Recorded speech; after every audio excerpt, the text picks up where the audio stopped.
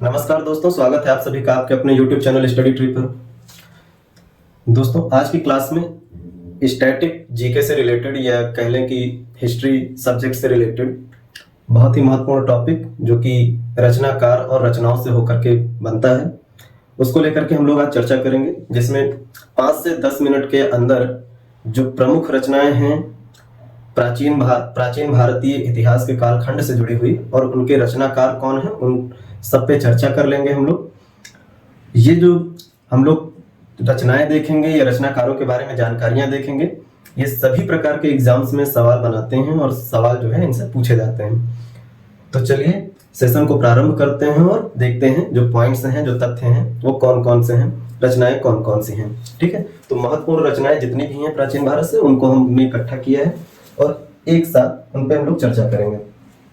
जैसे अगर शुरुआत की जाए, प्रारंभ किया जाए, तो सबसे पहले हमने पुस्तक लिखी है कि देवी चंद्रगुप्त। ये पुस्तक, इसकी रचना किसके द्वारा की गई थी, तो नाम आता है विशाख दत्त के द्वारा।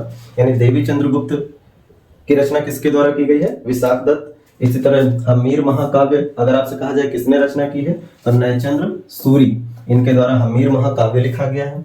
मिलिंद पन्हो की बात आती है तो नाम आता है नागार्जुन। ठीक है, मिलिंद पन्हो किसकी रचना है, तो नागार्जुन की रचना है। जबकि नीति वाक्यमृतम, ये किसकी रचना है, तो सोमदेव सूरी। ये ध्यान रखिएगा, नीति वाक्यमृतम किसकी रचना है, सोमदेव सूरी। मिलिंद पन्हो किसकी रचना है, नागार्जुन। हमीर महाकाव्य किसका है, नयचंद्र सूरी। और देवी चंद्रगुप्तम किसका है, विशाख दत्त का है। इसके अलावा विक्रमांक देवचरितम की अगर हम लोग बात करते हैं तो ये किसकी रचना है, बिल्हड़ की। बहुत बार ये सवाल पूछा गया है कि विक्रमांक देवचरितम किसकी रचना है, तो बिल्हड़ की रचना है। ये आपको ध्यान रखना है। नेक्स्ट आते हैं, नेक्स्ट स्लाइड पे। नेक्स्ट है बृहत संहिता या पंच सिद्धांतिका। ये किसकी रचना है, बृहत संहिता या पंच सिद्धांतिका किसकी रचना है, तो ये नाम आता है वराह मिहिर का। इसकी रचना किसने की, वराह मिहिर के द्वारा की गई थी। जबकि सूर्य सिद्धांत और आर्यभट्टियम की बात की जाए तो इसके रचनाकार कौन है, आर्यभट्ट हैं। ये आपको ध्यान रखना है। ठीक है, आर्यभट्ट के द्वारा सूर्य सिद्धांत और आर्यभट्टियम की रचना की गई थी। ब्रह्म सिद्धांत के बारे में अगर आपसे सवाल करता है, ब्रह्म सिद्धांत के रचनाकार कौन है, तो ब्रह्मगुप्त हैं। वहीं पर अगर बात की जाए हितोपदेश, तो हितोपदेश के रचनाकार कौन है, नारायण पंडित। ठीक है, तो हितोपदेश के रचनाकार नारायण पंडित हैं। वहीं पंचतंत्र की बात की जाए, पंचतंत्र की रचना किसके द्वारा की गई थी, तो विष्णु शर्मा के द्वारा की गई थी। ये ध्यान रखिएगा। शिशुपाल वध के रचनाकार कौन है, माघ। कौन है, माघ हैं। ये ध्यान रखना है। जबकि स्वप्नवास दत्ता के रचनाकार कौन है, तो भास हैं। ठीक है, तो ये प्रमुख जो नाम हैं वो ध्यान रखने हैं। रिपीट करके आप इनको 2-3 बार पढ़िएगा, याद हो जाएंगे। जब आप इनको 1-2 बार रिपीट करते हैं तो ये चीजें दिमाग में भर जाती हैं। तो ध्यान रखेंगे इन रचनाओं पे कौन कौन से हैं। फिर आता है कर्पूर मंजरी या काव्य मीमांसा और भुवन कोश। ये जो 3 रचनाएं हैं, कौन कौन सी, कर्पूर मंजरी, काव्य मीमांसा और भुवन कोश। इन तीनों के रचनाकार है राजशेखर। किसके द्वारा की गई थी इसकी रचना, राजशेखर के द्वारा की गई थी। जबकि वहीं पे आता है नाम कामसूत्र, तो ध्यान रखिएगा कामसूत्र के रचनाकार कौन है, वात्स्यायन। कामसूत्र के रचनाकार वात्स्यायन है। उत्तर रामचरित की बात की जाए, उत्तर रामचरितम की रचना किसके द्वारा की गई थी, तो भवभूति। ठीक है, उत्तर रामचरित की रचना भवभूति के द्वारा की गई थी। रामचरित जो है उसकी रचना संध्याकार नंदी के द्वारा की गई थी। जबकि अगर रामचरित मानस शब्द यूज करता है तो इसके रचनाकार तुलसीदास जी हैं। ठीक, अंतर रखिएगा। उत्तर रामचरित भवभूति, रामचरित संध्याकार नंदी और रामचरित मानस तो तुलसीदास। ठीक है, तो ये अंतर है। फिर अगर हम लोग बात करें अमर कोश के रचनाकार कौन है, तो अमर सिंह नाम आता है। अमर सिंह ये अमर कोश के रचनाकार है। वार्तिक, ठीक है, तो वार्तिक या वार्तिकी शब्द यूज किया जाता है तो इसके रचनाकार कौन है, कात्यायन। कई बार पूछा गया है कात्यायन की रचना कौन सी है, तो वार्तिकी है। आपको ध्यान रखेंगे। बुद्ध चरित की जो है इसकी रचना किसके द्वारा की गई थी, अश्वघोष। बहुत ज्यादा इंपॉर्टेंट है बुद्ध चरित। इसकी रचना किसके द्वारा, अश्वघोष। बौद्धों की रामायण कहा जाता है इसको।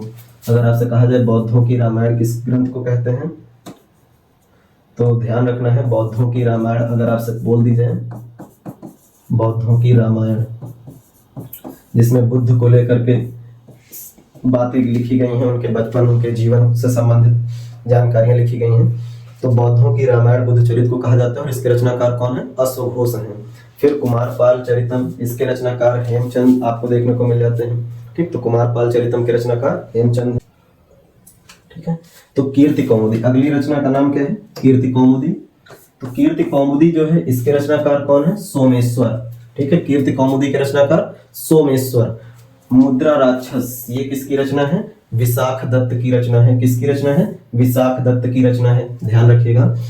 अष्टाध्यायी की किसकी रचना है? अष्टाध्यायी के रचनाकार कौन है? पाणिनि। कौन है?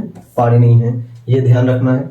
कथा सरित सागर, कथा सरित सागर के रचनाकार कौन है? तो सोमदेव हैं। कथा सरित सागर के रचनाकार सोमदेव हैं, जबकि कीर्ति कौमुदी के रचनाकार सोमेश्वर हैं। दो लोग अलग अलग हैं, अंतर ध्यान रखेंगे। सोमेश्वर की रचना कीर्ति कौमुदी है और सोमदेव की रचना कथा सरित सागर है, ये याद रखना है।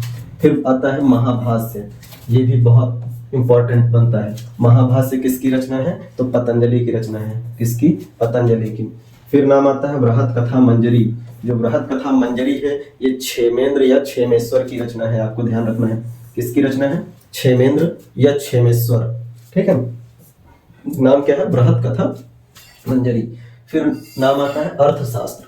अर्थशास्त्र किसकी रचना है? कौटिल्य, या इन्हीं को हम लोग जानते हैं किस नाम से? चाणक्य। ठीक है, तो चाणक्य या कौटिल्य की रचना का नाम अर्थशास्त्र है, ये ध्यान रखेंगे। फिर नाम आता है आगे नीतिसार। नीतिसार के लेखक और रचनाकार अगर आपसे पूछे कौन है, तो कामंदक। कौन है? कामंदक नाम आता है। मृच्छकटिकम, मृच्छकटिकम, मृच्छकटिकम को लेके याद रखिएगा किसकी रचना है? शूद्रक। किसकी रचना है? शूद्रक की रचना है मृच्छकटिकम। वहीं हर्षचरित की बात आती है, हर्षचरित की बात आती है या कादंबरी की बात आती है, तो इसके रचनाकार है बाणभट्ट। ठीक है, हर्षवर्धन के दरबारी रहते हैं और हर्षवर्धन के ऊपर रचना लिखते हैं हर्षचरित, और ये रचना किसके द्वारा लिखी गई है? बाणभट्ट के द्वारा लिखी गई है। वहीं रामचरित, ये जो रामचरित है इसके रचनाकार कौन है? तो संध्याकार नंदी। ठीक है, ध्यान रखना है, संध्याकार नंदी।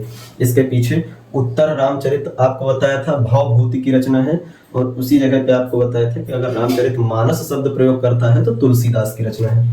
फिर नाम आता है पृथ्वीराज रासो, ये मध्यकालीन भारतीय इतिहास से आ गए हैं। ठीक है, पृथ्वीराज रासो कोई नहीं, याद रखिएगा चंद बरदाई। ठीक, तो पृथ्वीराज रासो किसकी रचना है? चंद बरदाई। तो ये जो मध्यकालीन है, अब उससे रिलेटेड अब नाम आते हैं कुछ, उन पे भी ध्यान रखना है। राज तरंगिणी, ये किसकी रचना है? कल्हड़। रत्नावली प्रियदर्शिका नागानंद, कौन कौन सी? रत्नावली, प्रियदर्शिका, नागानंद, ये किसकी रचना है? हर्षवर्धन की रचना है। हर्षवर्धन वर्धन वंश के जो शासक हैं उनकी रचना है। तो रत्नावली, प्रियदर्शिका, नागानंद। ठीक है, इसको याद रखने के लिए आप PNR से याद रख सकते हो। ठीक है, प्रियदर्शिका, नागानंद, रत्नावली, ये किसकी रचनाएं हैं? हर्षवर्धन की रचनाएं हैं। ठीक, अगला है कल्पसूत्र। कल्पसूत्र बहुत महत्वपूर्ण है, ये जैन धर्म का है। कल्पसूत्र परिशिष्ट पर्वन भी जैन धर्म से संबंधित है, याद रखेंगे। कल्पसूत्र के रचनाकार कौन है? भद्रबाहु। ठीक है, कल्पसूत्र की रचना किसके द्वारा की गई थी? भद्रबाहु। अभी हम लोग जो रचनाएं पढ़ रहे हैं उस पे केवल हम सीधे फैक्ट टू फैक्ट बात कर रहे हैं, डिटेल नहीं करने का प्रयास कर रहे हैं। स्टैटिक के बेस पर केवल जो रचनाएं हैं, जो रचनाकार हैं, उन्हीं को बताने का प्रयास कर रहे हैं। डिटेल स्टडी करने पे क्लास थोड़ी लंबी हो जाती है, इसलिए शॉर्ट में छोटी क्लास रखने के साथ साथ पूरे जो तथ्य हैं, रचनाएं और रचनाकार हैं, इनको भी दे दिया जाए, इस तरह प्रयास किया जा रहा है। तो अभी केवल हम लोग जो जानकारी हासिल कर रहे हैं वो केवल और केवल फैक्ट बेस पर है, तो ध्यान रखेंगे। अगला आता है परिशिष्ट पर्वन। परिशिष्ट पर्वन के रचनाकार कौन है? हेमचंद्र सूरी। बहुत इंपॉर्टेंट है ये भी, परिशिष्ट पर्वन भी ध्यान रखिएगा। फिर नाम आता है रस रत्नागर और माध्यमकारिता। तो जो रत्नागर है और माध्यमकारिता है, ये दोनों रचनाएं किसकी हैं? नागार्जुन। ठीक है, इसके पहले नागार्जुन की आपने एक रचना और पढ़ी थी, कौन सी है? मिलिंद पन्हो। आप लोगों ने रचना पढ़ी थी मिलिंद पन्हो। ठीक है, मिलिंद पन्हो। तो मिलिंद पन्हो जो है नागार्जुन की मिलिंद पन्न हो, रस रत्नाकर, माध्यमकारिता, ये 3 रचनाएं आपको देखने को मिलते हैं। वहीं फिर अगला आता है नेत्य प्रकरण। नेत्य प्रकरण के अगर रचनाकार की बात की जाए कौन है तो कक्कन। नाम क्या है? कक्कन, ध्यान रखेंगे। नेत्य प्रकरण किसकी रचना है? कक्कन की रचना है। त्रिषष्टि लक्षण, त्रिषष्टि लक्षण के जो रचनाकार है वो कौन है? जिनसेन सूरी। जिनसेन सूरी की रचना कौन सी है? त्रिषष्टि लक्षण। फिर नाम आता है मालती माधव। मालती माधव और महावीर चरितम, ये दोनों रचनाएं किसकी हैं? भवभूति। ठीक, भवभूति की एक रचना पीछे आपने पढ़ी थी, कौन सी? उत्तर रामचरित। उत्तर रामचरित, ठीक है। तो भवभूति की एक रचना उत्तर रामचरित, मालती माधव, महावीर चरितम, ये 3 रचनाएं आपको देखने को मिलती हैं। वहीं फिर बात करें हस्तिमल्ल की 2 रचनाएं, विक्रांत गौरव और सुभद्राहरण। ये रचनाएं किसकी हैं? विक्रांत वो हरिमल्ल की हैं, ये ध्यान रखेंगे। विक्रांत गौरव और सुभद्राहरण किसकी रचनाएं हैं? हरिमल्ल की रचनाएं हैं, ठीक। फिर नेक्स्ट पेज पे आते हैं। अगला आता है विभाषा शास्त्र। विभाषा शास्त्र की अगर हम लोग बात करें, ये किसकी रचना है? तो ये रचना है वसुमित्र की। किसकी रचना है? वसुमित्र की रचना है। जबकि बात आती है प्रमाण मुक्या। प्रमाण मुक्या ये किसकी रचना है? तो दिमनाग नाम आता है। किसकी रचना है? दिमनाग, ठीक है। प्रमाण मुक्या दिमनाग की रचना है। वहीं सिद्धांत शिरोमणि, अगर आपसे पूछ लिया जाए सिद्धांत शिरोमणि किसकी रचना है? तो भास्कर। किसकी रचना है? भास्कर की रचना है। किरातार्जुनीयम, किरातार्जुनीयम ये किसकी रचना है? भारवी। भारवी की रचना कौन सी है? किरातार्जुनीयम। फिर वहीं मणिमेखलय, ये संगम काल के हैं, ठीक है। मणिमेखलय दक्षिण भारत से रिलेटेड। मणिमेखलय की रचनाकार कौन है? तो शीतलय सतनार। कौन है? शीतलय सतनार, ये मणिमेखलय के रचनाकार हैं। वहीं पर नाट्य शास्त्र अगर आपसे कह दिया जाए कि इसकी रचना किसके द्वारा की गई थी, तो नाट्य शास्त्र की रचना भरत मुनि के द्वारा की गई थी, ये ध्यान रखिएगा। किसके द्वारा की गई थी? भरत मुनि के द्वारा की गई थी। नेक्स्ट पेज पे आते हैं।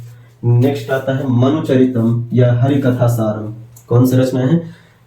मनुचरितम या हरिकथा सारम। और इसकी रचना किसने की थी? तो अल्लाह सानी पेदाना। नाम क्या आता है? अल्लाह सानी पेदाना, ठीक है। मनुचरितम या हरिकथा सारम, अल्लाह सानी पेदाना। नाम चाहे जितना अटपटा रहे, इनके बारे में ध्यान रखिएगा। कृष्णदेव राय जो हैं उनके दरबारी कवि होते हैं अल्लाह सानी पेदाना, ठीक है। नाम पे मत जाना। विजयनगर साम्राज्य में कृष्णदेव राय के जो दरबारी कवि हैं उनका नाम होता है अल्लाह सानी पेदाना, जिनकी रचना है मनुचरितम और हरिकथा सारम। वहीं पे नाम आता है 10 कुमार चरितम और अवंती सुंदरी। ये किसकी रचनाएं हैं?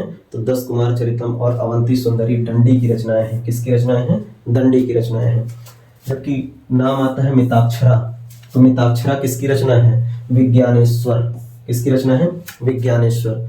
और ये जो आपको अब नाम दिखाई दे रहे हैं, कुमार संभवम, रघुवंशम, मेघदूतम, ऋतु संहारम, मालविकाग्निमित्रम, विक्रमोर्वशीयम, अभिज्ञान शाकुंतलम, ये जो आपको रचनाएं देखने को मिल रही हैं, ये रचनाएं कालिदास की हैं, ठीक है। इसकी रचना है कालिदास की रचनाएं हैं, कालिदास की रचनाएं। अब यहाँ एक बात याद ध्यान रखने वाली बात होगी आपके लिए कि जो कुमार संभवम और रघुवंशम हैं, ये 2 कालिदास के महाकाव्य हैं। अगर आपसे अंतर करने के लिए बोल दिया जाए तो कालिदास के 2 महाकाव्य कौन से हैं? कुमार संभवम और रघुवंशम।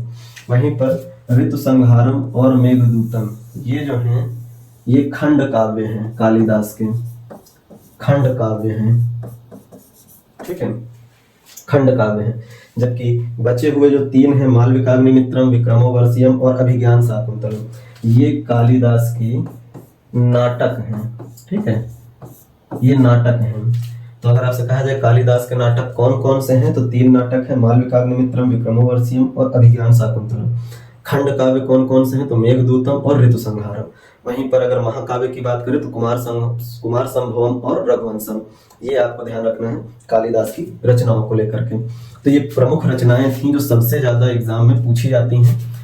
रचनाओं को और रचनाकारों को लेकर के एग्जाम्स में पूछ लेते हैं, रचना और रचनाकारों को मैच कराने को लेकर। तो आप इतने अगर तैयार कर लेते हैं, प्राचीन काल के और उत्तर मध्यकाल के जो आपको देखने को मिलते हैं, सॉरी पूर्व मध्यकाल के जो आपको कुछ रचनाकार देखने को मिलते हैं, उनसे रिलेटेड ये बात आती है, ठीक है। तो पूर्व मध्यकाल और प्राचीन काल से संबंधित बातें हम लोगों ने की। अब इसके बाद जो अगला इसका हम टॉपिक लेके आएंगे, ऐसे ही सेशन छोटा सा, उसमें हम लोग उत्तर मध्यकाल और आधुनिक भारत से संबंधित जो महत्वपूर्ण पुस्तकें पूछी जाती हैं स्टैटिक के बिहार पर, उसको कवर अप करेंगे।